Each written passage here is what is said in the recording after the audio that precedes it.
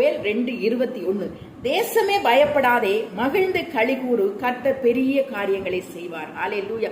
நம்ம வாழுகிற தேசம் ஆசீர்வாதமா இருந்தால் தான் நம்ம ஆசீர்வாதமா இருக்க முடியும். அல்லேலூயா. இன்றைக்கு தேசங்கள்ல அநேக பிரச்சனைகள், குடும்பங்கள்ல அநேக பிரச்சனைகள், மாநிலங்கள்ல மாவட்டங்கள்ல என்று சொல்லி ஆங்காங்க பிரச்சனைகள். அதனால நமக்கு ஒரு பாதிப்பு.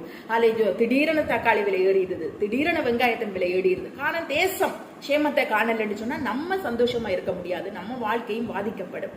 அதனால தேவன் இன்னைக்கு சொல்லுகிறார், தேசமே பயப்படாதே, மகிழ்ந்து களிகூறு, நான் பெரிய காரியங்கள்ல உன்னுடைய தேசத்துல நான் செய்வேன். வெளியின் மிருகங்களே பயப்படாதேங்கள், வனாந்தரத்திலே மேய்ச்சல்கள் உண்டாகும். அப்போ வெளியின் மிருகங்களை பார்த்தே அவர் சொல்லுகிறார், உனக்கு வனாந்தரத்திலே மேய்ச்சல் உண்டாகும்படி செய்வேன். இன்றைக்கு நம்மளுடைய வாழ்க்கையில நம்மளுடைய வருமானங்கள்ல ஒரு நெருக்கம் வரும்போது நம்ம எப்படி போஷிக்கப்பட போகிறோம், எங்க பிள்ளைங்களை நம்ம எப்படி போஷிக்க போகிறோம், எப்படி படிக்க வைக்க போகிறோம், எப்படி திருமணத்தை நடத்த போகிறோம், எப்படி அந்த பிள்ளைகளுடைய வாழ்க்கைக்கு நம்ம என்ன செய்ய போகிறோம் என்ற அவ்வளவு ஒரு பயமும் நடுக்கமும் ஒவ்வொரு குடும்ப தலைவர்களுக்கும் தலைவிகளுக்கும் இருக்கிறது. அப்ப தேவன் இந்த நாளிலே உங்களை பார்த்து சொல்லுகிறார், வெளியின் மிருகங்களையே பயப்படாதேயுங்கள், வனாந்தரத்திலே மேய்ச்சல்கள் உண்டு என்று சொன்ன தெய்வம், அவருடைய சாயலாக உங்களையும் என்னையும் படைத்த இயேசு உங்களுக்கும் எனக்கும் ஒரு நல்ல மேய்ச்சலை அவர் கொடுக்க மாட்டாரா? புல்லுள்ள இடங்களிலே மேய்த்து அமர்ந்த தண்ணீர்கள் அண்டையிலே கொண்டு போய் விடுவேன் என்று சொல்லி வசனம் சொல்லுகிறதே.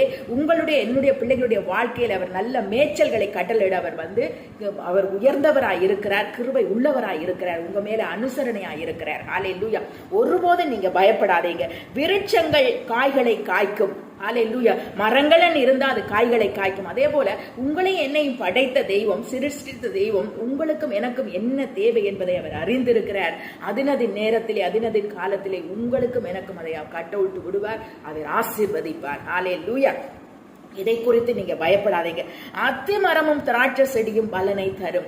ஒரு அத்தி மரமும் திராட்சை செடியுமே அது பலனை தரும்போது அதற்கு அவர் அதை கட்டளையிட்டு அவர் ஆசீர்வதித்து அதையே அவ்வளவு ஒரு பெரிய விஷயமாய் அவர் பேசிக் கொண்டிருக்கும் போது உங்களையும் என்னையும் அவருடைய சாயலாய் ஆசையாய் படைத்த தெய்வம் உங்களுடைய வாழ்க்கையில் என்னுடைய வாழ்க்கையில் ஒரு செழிப்பையும் ஒரு ஆசீர்வாதத்தையும் ஒரு சுகத்தையும் அவர் கொடுப்பதற்கும் அவர் நன்மையை வழங்குவதற்கும் அவர் மறப்பாரா? அவர் ஒருபோதும் மறக்க மாட்டார்.